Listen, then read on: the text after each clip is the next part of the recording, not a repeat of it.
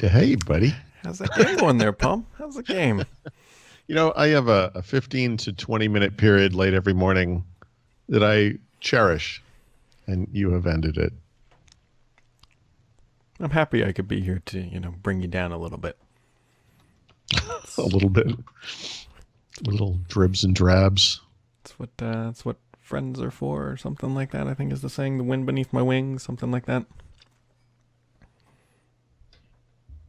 Yeah, I'll take it. Yeah, whatever. Speaking of things you'll take, what's this? Yeah, that Xbox All Access. All Access. Yeah, this is the rumor. I mean, have you heard anything about this independently? Have we? Yeah, I heard bits and pieces about it. Personally, Yeah. I don't like it personally. Oh, I meant to write my article and I forgot. Microsoft offers Surface hardware on a monthly basis, right? So you pay for it over 2 years. If it's zero interest or no interest or whatever, and you walk out on the other side with a device, and it's a way for people who couldn't normally afford the device to afford it, I think I'm okay with it. I know there are different kind of financial theories about what you should and shouldn't buy, and on the one extreme, you could put everything on a credit card, and the other, you should never buy anything you can't actually pay for in cash, and I get all that stuff. But, the Xbox One X is $500, and it puts it out of the league, out of the running, I think, for a lot of people. So I don't know. We have this understanding that Microsoft is moving toward this Uber game service, delivering games over the cloud at some point to heterogeneous devices. Xbox Game Pass is the first step. You could kind of argue, maybe even Xbox Live Gold, I don't know, but this is a step, and then this Xbox All Access is maybe a step as well, in that direction. So if you're going to buy it anyway, it's especially if you could pay it off early, which I assume you could. We don't know really the details, but Xbox Live Gold is $60 a year when it's not on sale. Xbox Game Pass is $10 a month. You kind of add that up. You're looking at I think that's $360 over 2 years. No, sorry. Yeah, $360. 120 times 2 is 240, and 120. Yeah. So, the console itself, if you get the Xbox One X, is $500. The Xbox One S is $300. That's several $100 over just a couple of years. Yeah, Microsoft actually did something. Did they do this with the 360? I know they trialed it where you could buy the console on equal monthly payments or whatever. Oh, okay. I can't remember. It might have been the 360. Maybe it was the original Xbox One. I know they've done this before. Something like, okay, maybe they, yeah. But it wasn't bundled up like this with gold. I think it was just for the console. Maybe it was just only through the Microsoft Store. You could essentially just buy it on installment payments, zero interest, and that kind of stuff. So my biggest kind of thing with this, and it's real obvious. You got to be like, well, if you can't afford a 500 one, maybe you shouldn't be buying this thing at all, which is fine. Whatever, people are entitled to their entertainment. But then buy an Xbox One S, and maybe pare things back a little bit, or buy a used one. I don't know. The idea of I'm not saying that $500 isn't a lot of money. It's a shitload of money. It's a lot of money for a console. It's a lot of money for anything. I just paid $700 for a water heater, and I wanted to eat walnuts after it because I was so angry. That analogy didn't really make sense, but it sounded better in my head. Yep. I don't. The idea of if you can't buy a gaming console outright to just pay it over monthly it just doesn't feel right. I understand why people do it with smartphones. You could also argue that a smartphone is probably more important these days than a laptop. It's an essential device. Console so much is, I don't know. It just feels weird. That's a good point. Okay, that's fair. I do hold the smartphone example in my head because that's something I do every year. Sure. I will buy an iPhone and or the Google phone with a zero interest loan from that company, and I was paid off early. So I may not have $1,000 sitting in my pocket because I don't, but I can usually come up with that money over the course of 2 to 4 months or whatever the time period is. And I listen.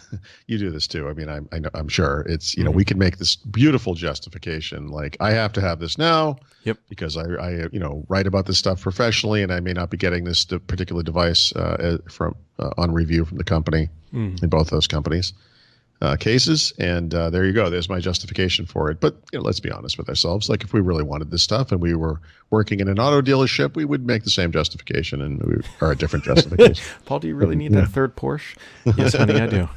Well, I meant with the phone. Like in other words, like this is just something we're into, and whatever. So we all have our vices. I'm not going to write a self-help column per se, but it's a good point. Video games are a little bit less important or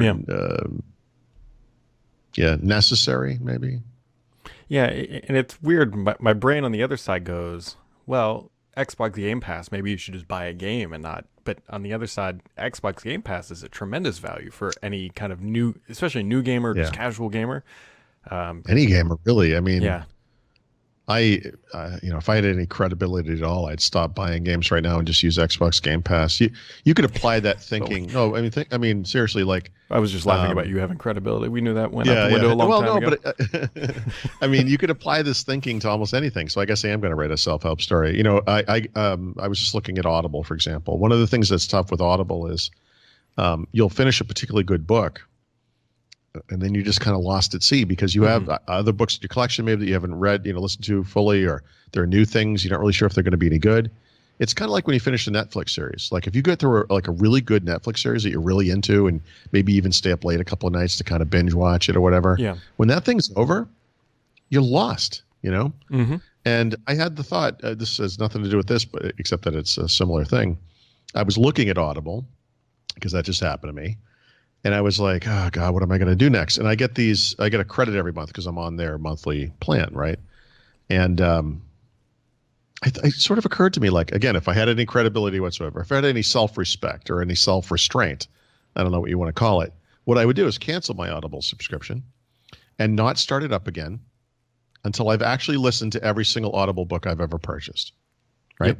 You could apply. I thought that like if my wife and I lose our jobs tomorrow, we have to like drop everything. Like I have hundreds of movies that I purchased from Apple, iTunes, or whatever. I probably have watched most of those, I hope, but I will just watch them all again. Yeah.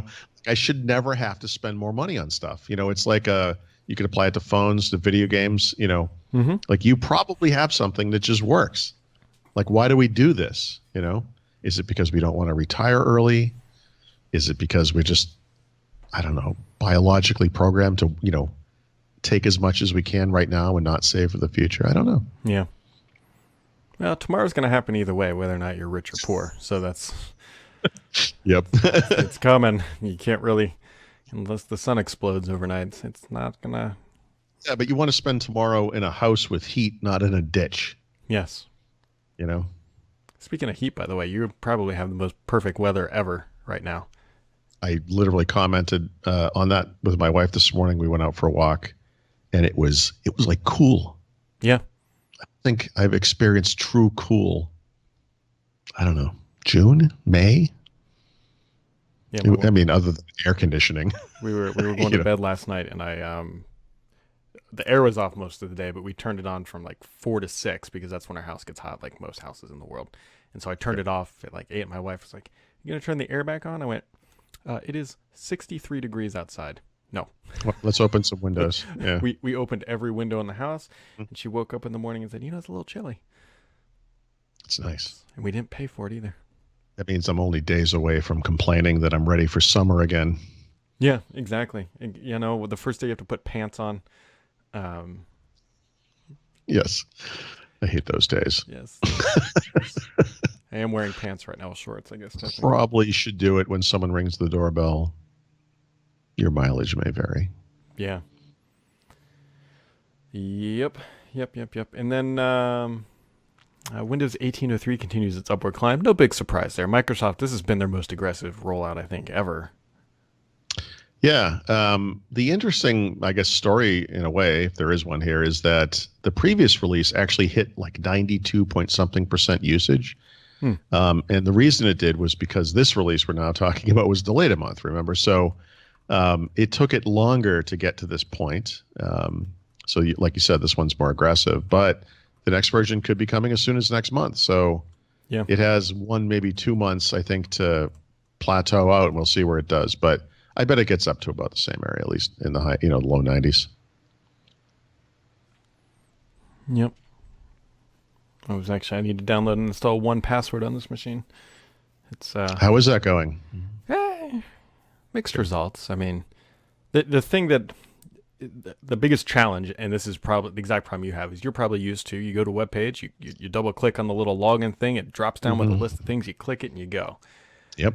The difference here with 1Password is, and I've helped some because I just turned off Google's whatever caching of passwords, is you right mouse click 1Password, and then it prompts you and you just click it and then it auto logs you in. So it's, I believe, about the same number of clicks, but it's a right click, left click, and you're in.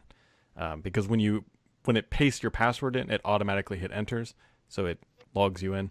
I gotta give it a holistic effort. Actually, the big thing I'm waiting for here is whenever the next iPhone announced, because iOS 12 does password integration much better than the current version of iOS. So, okay. Because on iOS right now, if you're on Safari or whatever, you have to click the little share charm, open 1Password, and it's like 3 taps, and then it pastes your thing. It's not a huge ordeal. But in the next version of iOS, it will just it's going to be integrated. Up. Yeah, it's integrated. Yeah. So that's one of the reasons why I'm going to this, because I know I'll get the new phone and with iOS 12. And I mean, you probably only have, I don't know, 3 weeks-ish to wait for that release. That's what I'm hoping. I think there's a public beta available if you wanted to. Well, the thing is so I probably am not going to put iOS. Here's another, I don't know if dumb part of my brain or whatever. Mm-hmm. I'm not going to put iOS 12 on my device until I get a new phone. That way it's new phone, new OS, all shiny. Wow. Okay. Yeah. Well, I mean, that actually will happen around the same time anyway. Yeah, I mean, I figured, because I think the last iPhone X was announced early September, like September 10th or something like that. And I think it actually shipped when we were at Ignite, which I'm somewhat nervous about. Yeah, it was definitely in September. Yep. Hey, if you want to go stand in line at an Apple store, I am all over doing that. I love those events. Why weren't Brad and Paul at the keynote? Here we are. We could do it live. We could cover it live. It'd be fine. Speaking of Ignite, there's going to be some good stuff. We got some good podcasts going on. Mm-hmm. I was actually talking to those people yesterday. I think should be good. Okay. Actually, that's a good reminder, Brad. I might have to talk to them today. Is that today? No. When is it? Must be next week. Oh, did you get that? Yeah, I accepted it, but I don't see it in my calendar. I could honestly tell you probably don't need to go to that. No, I'm sure that's true, but you like to just have your name listed on the call. As someone who showed up. And then I'm going to toss some evidence in here after you go on this next topic here. Mm-hmm. And that might prove that you're wrong, Paul. Wow. Okay. Yeah. Surface Go appears to be off to a slow start, Mr. Thrat. Yeah. I mean, this is based on, the ad duplex usage data, which is, people have questioned, but it's comparable to itself. And the one thing they've been doing for a long, long time is comparing or looking at how Surface devices do compared to the wider body of Surface devices when they're released. So, for example, a year ago, Surface Laptop had been out for a similar number of weeks when they released the first usage data for that. Surface Pro 2017, same thing. Surface Book 2, same thing. So in the scope of Surface PCs that aren't selling too well, Surface Go is actually selling a little bit better. Surface Laptop got off to a trouble start. It hasn't sold very fast. You remember that one was also available only in the United States, just like Surface Go. It's doing better than that. What it's not doing better than is the last Surface Pro, and that's interesting on a number of levels. I mean, they're kind of comparable form factors. Surface Go is much less expensive, or at least less expensive. I actually, compared to the one they had last year, it was much less expensive. And so, it's early. I mean, I would reserve final judgment until we see the next month, especially, but then, subsequent months, we'll see what it looks like over time. In Microsoft's favor, the only Surface devices that have ever sold well have been the 3x2 tablets. And in order, Surface Pro 4 by far is the best seller over time, the most often used, I guess I should say. Surface Pro 3 is number 2. I think Surface 3 is actually number 3. And that means the last year's Surface Pro is number 3, and then Surface 3 would be number 4. So it maybe should be no surprise that they would release another form factor like this. And so over time, maybe it will do better. But my personal belief is that when people use these things, they're not going to be keeping them. So here's some interesting evidence, if you want to call it that. Okay. And so I can actually explain why this would be completely blind to a duplex. So I know, I'm pretty confident here that a company ordered about 40,000 Surface Go's.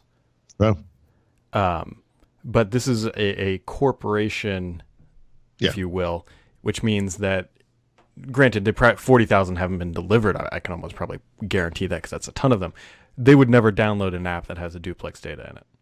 Yeah, no, for sure. But that's, so we have to kind of qualify what we're measuring here. And I sort of say that this is usage out in the wild. And what I mean by that is it's like actual human beings that bought a device independently, from a company. It's a consumer probably barometer.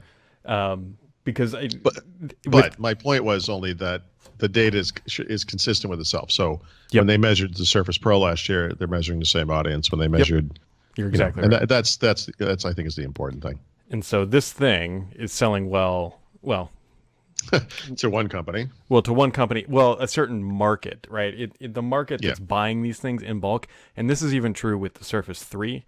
They're not connecting this thing to the Windows Store to download apps. They're doing it to do one specific thing and one. It's probably it's a kind of a kiosk mode. It could I don't know do you know what the company is or what the kind of usage is? Yes, but I can't say it online.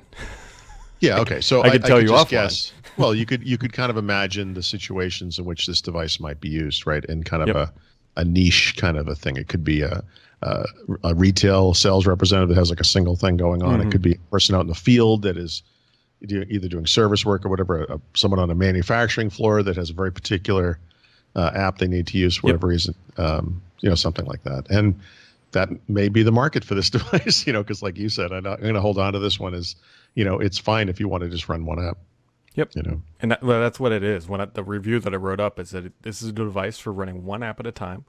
Yeah. If that's your use case, it's perfect for that. But don't think you're going to run Chrome with 12 tabs open, PowerPoint, and Skype at the same time. This is my thing. I people are for casual use, it's okay. And it's like no one is that casual, as an individual. And I think when you add on the lack of battery life, right? Because if I want bad performance, I can buy a Windows 10 on an ARM device, but that thing gets 20 hours of battery life. I'm just if that's what you're looking for. Allow me to point you to an HP NVX2. You were just a box full of Charmin chocolates this morning. Yep. Oh my God. You got anything else for today on this nice weather poor attitude? I'm just kidding. Just kidding. No. Not really. I don't know. I've had remember back in whenever, I don't know, months and months ago, I wrote a series of articles about kind of health and nutrition stuff, and I wanted to do a follow-up based on what I would have called at the time intermittent fasting. Over the subsequent amount of time, whatever amount of time that may be, 6 months, 5 months, I don't know, whatever it is, I've managed to maintain my weight and not to lose weight. And there were many reasons, I think, that this could, why that might be, but the end point is that I don't really feel qualified to write here's what you need to do because I haven't figured it out, Right. So I could point people toward resources like the Dr. Fung book about intermittent fasting, and there's also kind of a growing body of research around what I would call time restricted dieting, which is probably more accurate to what I do, meaning that you eat over a 12-hour window and you don't eat over a 12-hour window. I had been skewing that so that it was 12 p.m. to about really 10 p.m., meaning that at night I would have a snack. But it occurred to me that having a snack at night is no different than having breakfast in the morning, calorically. So, there's some belief now that it's actually better to do that stuff during the daytime hours because when you eat late at night, your body doesn't metabolize it very well. So I'm trying to switch that. So I literally have not been eating breakfast. You know this because we went to CES a year and a half ago, and we went through the McDonald's drive-through in the cab, and I ordered a breakfast sandwich with no bread, and it was weird for me because I right then I was not eating breakfast, but I'm like, we're on the road, I have to do this. It wasn't weird for you because you were in a cab ordering McDonald's? That wasn't the weird part? But I literally haven't been eating breakfast for like a year and a half. So like switching this schedule, has been weird for me. So anyway, I guess long story short is I haven't been ignoring this topic on purpose. I just feel like I have nothing to add that would be of value to anybody other than to tell people that I've figured out the magic formula for maintaining your weight because I just went to the doctor and I weigh exactly what I weighed whenever that was, February. But I am getting blood work done. I know people were concerned about that. And because, there are people who don't believe that like a ketogenic or low carb diet is healthy. So I will get the results of that soon. And if I'm dying of hypertension or something, I guess you guys were right. But I think what's going to happen is that I think my blood sugar and all that stuff is going to be great. So I'm not really worried about that. Yep. I, for some reason, have low blood pressure. I learned when they well, that's better than the alternative. Well, no, it is. The doctor was like, you have low blood pressure. And I'm like, well, is that good or bad? He goes, well, the only time it's going to be bad is if you're climbing stairs repeatedly. And I'm like, well, I go to the gym. Or if you jump off the couch. Yeah. And then you could like slam it down and bang your head on the ground or something. My wife has this problem. She's very healthy. You both are jerks. I don't know if it's because I'm overly abundantly healthy. I mean, other than when we're in New York City and I'm feasting on tater tots. But everybody, see, that's the thing. Everybody has a different metabolism, and that's the problem with this nutrition stuff. Right. Because you can point at something and say this is correct, but the truth is, it's like someone who smokes their entire life, and they die because they got hit by a bus when they were 90, and they never had a dot of cancer anywhere. Like everybody is a little different, and that's the trick. I think the future of nutrition is actually highly personalized, and this 23andMe stuff I'm not kind of on board with, but actually there may be some secret sauce based on your genetic makeup that makes the difference when it comes to figuring out what will work for you. Or you can take the tried and true method and look at your parents and see what they do because you're they're good indicators of where you're headed. That's a good point. My father, who you met, is actually very thin. But he was not always thin. He was actually heavier at one point. And then our house burned down, and he lost a lot of weight really quick. I don't know. It was like the Terry Myerson thing. I asked Terry how he lost so much weight. And he talked about how he had had this really stressful year and a half where he had to lay off everyone who worked for Nokia, and it was awful for him. And I said, Terry, that's useless to me. I can't lay off people from Nokia. I need something that works for me. And he said, oh, just eat less and exercise more. You were useless, just useless. Yep. So, yep. Is Terry still at Microsoft? No, he should be gone by now. My understanding was, I took it to mean, he was talking midsummer. There's been no discussion of this, but I took that to mean by the end of the fiscal year. But I have not actually talked to him, so I'm not really sure. I don't think so.